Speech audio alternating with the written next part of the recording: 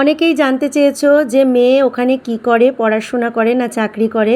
আমার মেয়ে কিন্তু ওখানে চাকরি করে। আর সেই সুবাদে কিন্তু আমি মেলাঘরে এই নিয়ে প্রায় 4বার গেলাম। একবার তো 1 মাস ছিলাম, আর দুবার 14 দিন করে ছিলাম। তার মাঝখানেও আমি কিন্তু একবার গিয়েছিলাম, মোট 4বার আমি ছিলাম। তো সকাল সকাল মেয়ে স্নান সেরে বেরিয়ে গেল। আজকে হচ্ছে ওর ফিল স্টেশনে বসা, মঙ্গলবার, সেই জন্য ও কিন্তু বেরিয়ে গেল। আর এই ভিডিওটা কিন্তু আমি মঙ্গলবার ছিল সেই ভিডিওটাই কিন্তু আমি আজকে পোস্ট করছি। নমস্কার বন্ধুরা, কেমন আছো সবাই? নিশ্চয়ই ভালো আছো। আমার নতুন একটা ভিডিওতে সবাইকে অনেক অনেক স্বাগত। আমার এই ছোট্ট মিনি ব্লগটি আশা করছি সকলের কাছে খুব ভালো লাগবে।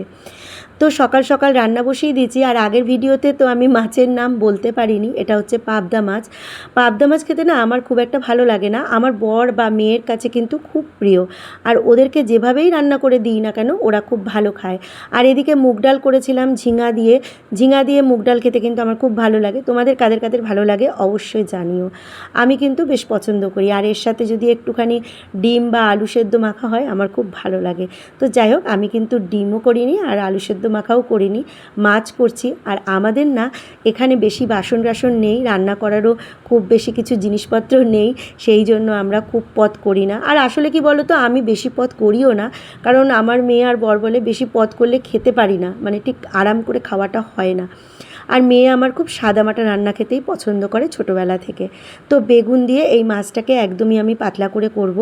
আর জানো তো, আগেরবার যখন মেয়ে আমার কাছে এসেছিল, মানে কলকাতাতে, তখন আমি বাড়িতে জিরে গুঁড়ো করে দিয়েছিলাম। এই দেখো, ধনিয়া গুঁড়ো করে দিয়েছি, জিরা গুঁড়ো করে দিয়েছি, তারপরে তোমার দারচিনি গুঁড়ো করে দিয়েছি, নিম পাতা গুঁড়ো করে দিয়েছি। এই সমস্ত গুঁড়ো আমি এরকম ছোটো ছোটো প্যাকেটের মধ্যে করে পুড়ে দিয়েছিলাম।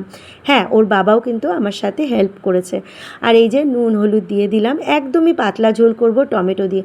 আর জানো তো, মাছটা না একটু, এই মাছ বলছি, বেগুনটা না একটুখানি পুড়ে গেছিলো, কিন্তু কি করব, কিছু করারই নেই। বর আর মেয়ে যাতে বুঝতে না পারে সেই ব্যবস্থাই কিন্তু আমি করি।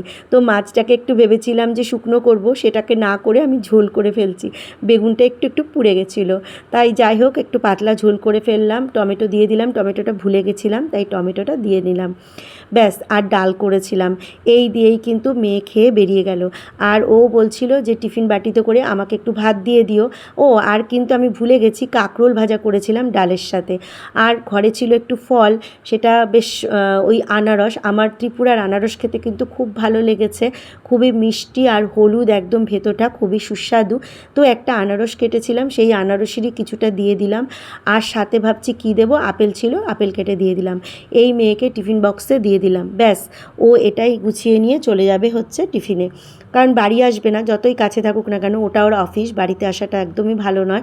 সেই জন্য একদম টিফিন নিয়ে বাটি করে গুছিয়ে নিয়ে চলে যায়, একবারে আসবে বিকেলবেলা। তো এই ছিল আমার ভিডিও, কেমন লাগলো অবশ্যই জানাবে। আজকের মতো চললাম।